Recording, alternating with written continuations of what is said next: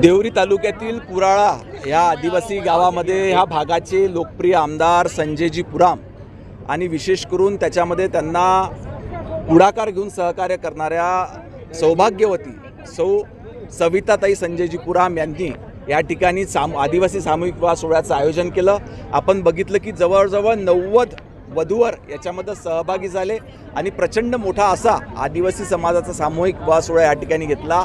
आज सामूहिक विवाह सोहळा ही काळाची गरज आहे। एकंदरीतच आपल्याला जास्तीचे खर्च वाचवायचे असतील तर सर्वसामान्य कुटुंबातील लोकांकरिता अशा पद्धतीचं उपक्रम राबविणे हे निश्चितच या भागाचे आमदार सन्माननीय संजयजी पुराम याच्यामध्ये यांनी पुढाकार घेतला आहे। याच्याकरता मी त्यांचं मनपूर्वक अभिनंदन करतो। आयोजकांनी याचा जो मानधन आहे तो वाढवून देण्याची मागणी देखील केली आहे। काय मागणी आहे नेमकी? निश्चितपणे काळानुरूप याच्यामध्ये कुठेतरी अनुदान जे मिळतं सध्या 25,000 रुपये ते वाढवून 50,000 मिळावं अशी आयोजकांची मागणी आहे। सरकार याची दखल त्या ठिकाणी घेईल आणि योग्य कारवाई करेल। काही वरवधूपैकी याने एक छत्तीसगडच्या राज्यातला देखील आहे, तो देखील प्रश्न या ठिकाणी उपस्थित झालेला आहे। त्या संदर्भात आपण काय सांगणार? या भागातल्या लोकप्रतिनिधींची अशी मागणी आहे की अशा पद्धतीचे सामूहिक विवाह सोहळे करताना या भागाला लागून याच्या बॉर्डरवरतीच छत्तीसगड आणि मध्य प्रदेश आहे।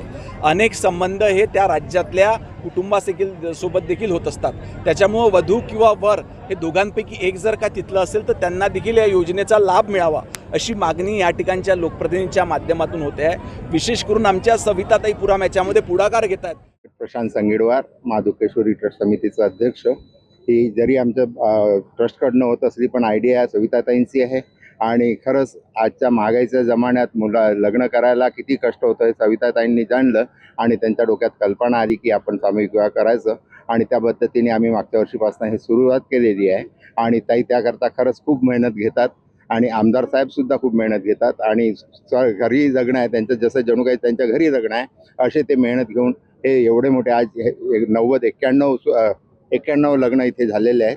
ते सगळे सक्सेस झाले आणि निश्चितच त्या नवदाम्पत्यांना सविताताई आणि श्री संजय भाऊ पुराम आमदार यांचासुद्धा एक आदर्श पाळावा लागेल की दोघेही किती व्यस्त असले तरी खूप छान कॉम्बिनेशन एक पती पत्नीचा आहे। हा आदर्शसुद्धा यांनीच आम्ही जे आयोजित केलेला आहे सामूहिक विवाह, त्यामुळे तो आदर्श आम्ही लोकांमध्ये पर्यंत पोहोचवू आणि निश्चितच भविष्यात पती पत्नीचे जे वाद असतात ते कमी होण्याला मदत होईल। नमस्कार, मी सविता संजय पुराम, माजी महिला व बालकल्याण सभापती, जिल्हा परिषद गोंदिया, आता जिल्हा परिषद सदस्य आहे। आमदार संजय पुराम यांची पत्नी, त्यांच्या मार्गदर्शनामध्येच मी ह्या मोठ्या विवाह सोहळ्याचं आयोजन करते। यामागचा एकच उद्देश आहे की दरवर्षी कन्यादान योजनेचा आदिवासी सामूहिक विवाह सोहळ्याचा निधी शासनाला परत जात होता। अचानक काशीद साहेबासोबत भेट झाली। प्रकल्प अधिकारी म्हणाले की तुम्ही जर आयोजन केले तर आम्ही नक्कीच हा लाभ त्या मुलामुलीच्या खात्यात टाकू आणि मागच्या वर्षी तो छोटासा प्रयत्न केला।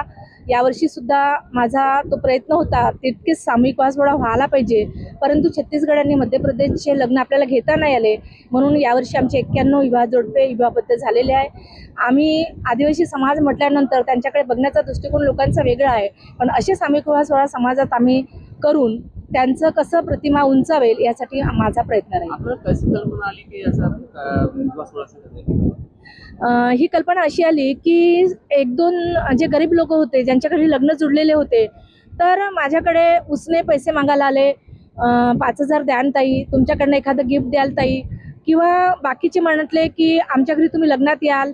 तर मी त्यांना सहज म्हटलं की आपण जर सामूहिक विवाह सोहळा केला आणि तुम्हाला मी 5,000 काय तुम्हाला 25,000 मिळून देणार, तुम्ही याल का? तर यावरून कल्पना सुचली की आपल्याकडे जसं मी एक आमदार पत्नी, माझी सभापती असल्यानंतर 5,000 देऊ की नको असा माझा विषय होता। तर शासनाचे जर 25,000 त्यांना मिळाले तर हा खूप मोठा आधार होतो कुटुंबाला, आणि म्हणून हा विवाह सोहळा माधुकेश्वरी मंदिर ट्रस्टच्या वतीने आम्ही दरवर्षी आयोजन करणार आणि मागच्या वर्षी आणि यावर्षी मिळून आमचे अनेक जोडप्यांना आधार झालेला।